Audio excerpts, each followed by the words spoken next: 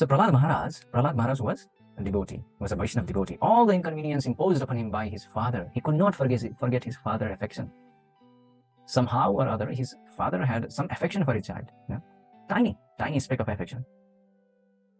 And this pasadi, he would smell his head and tears would come to his eyes. But then after he would hear Prahlad speak, he hated him and wanted to kill him. But the Prahlad did not see the hate, did not see the envy, did not see the violence, but he would only see that tiny little temporary spark of the affection that could existed in his father's heart.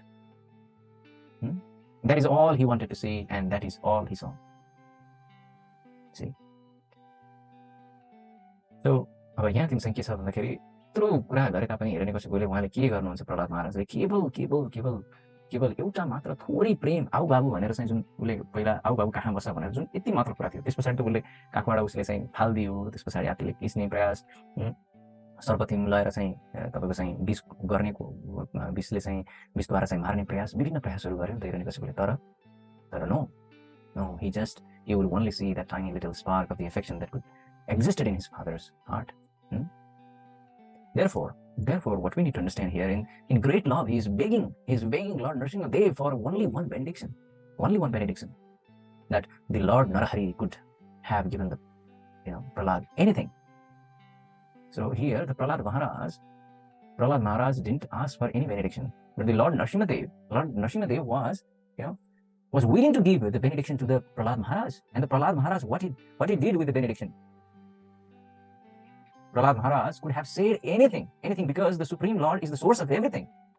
So whenever somebody comes in front of us and tell us that, okay, ask me any benediction you wish for, then we would definitely ask car, gadget, house, so many things we would ask for. But here the Prahlad Maharaj, what he asked?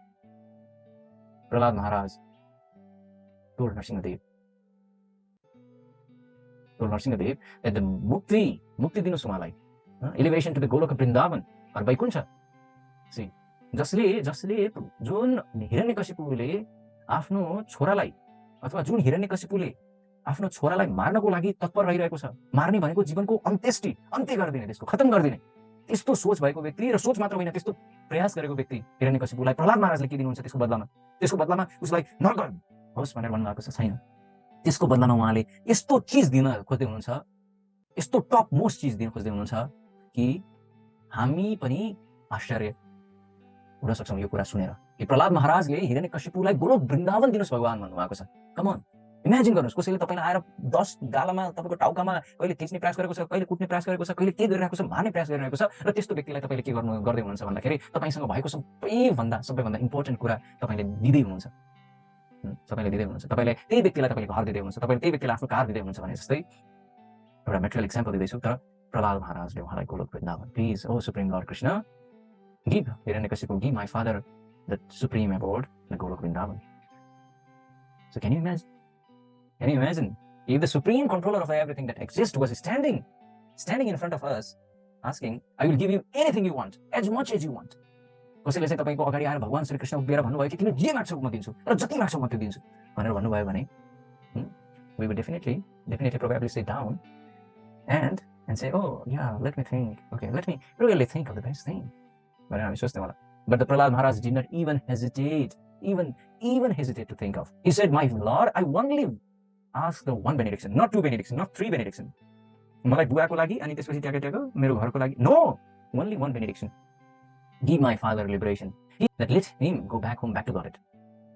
Let him free from all sins. Let him find happiness and pleasure in his life.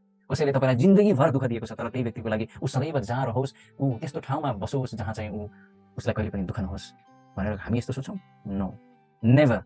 हामी यस्तो सोच्दैनौँ. So how forgiving is a devotee? So we should understand this. This should be the quality of a devotee.